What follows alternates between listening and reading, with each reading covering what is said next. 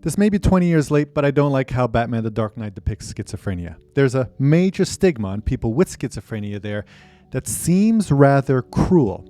Somehow, the Joker has a magic way of finding people suffering from the condition and convincing them to become violent and murderous, convincing them all to join his gang and terrorize the city.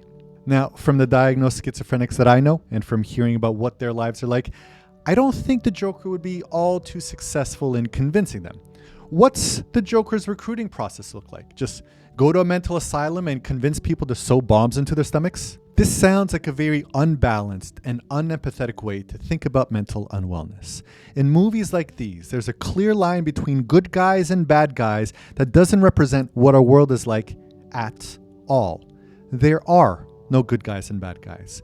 Everyone is doing the best that they can in the context they've been placed in without their consent. Because, after all, nobody chose their parents, nobody chose their childhood education, nobody chose their genes, nobody chose their traumas, nobody chose their birth nationality or their first language.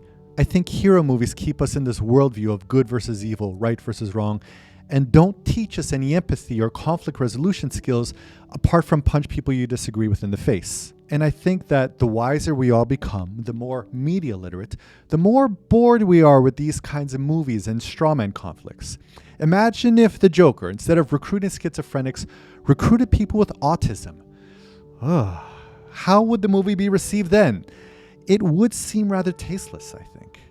Imagine though, just imagine if he recruited narcissists. I'm sure that would get some people's blood to boil. Narcissists definitely deserve to be punched in the face. Right? Somehow, the empathy that we offer to people with some psychopathologies, we don't offer to others. And narcissists haven't really entered mainstream culture's circle of compassion yet, and they are highly vilified. It seems like the narrative is that narcissists have agency and they choose their psychopathology while people with depression, autism, and schizophrenia don't. I'm interested in where that line is drawn between agency and reception. The narcissist doesn't choose the cards they've been dealt with any more than the schizophrenic.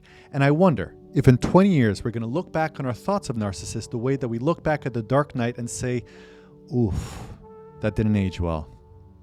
But we're not there yet. No, we sure aren't.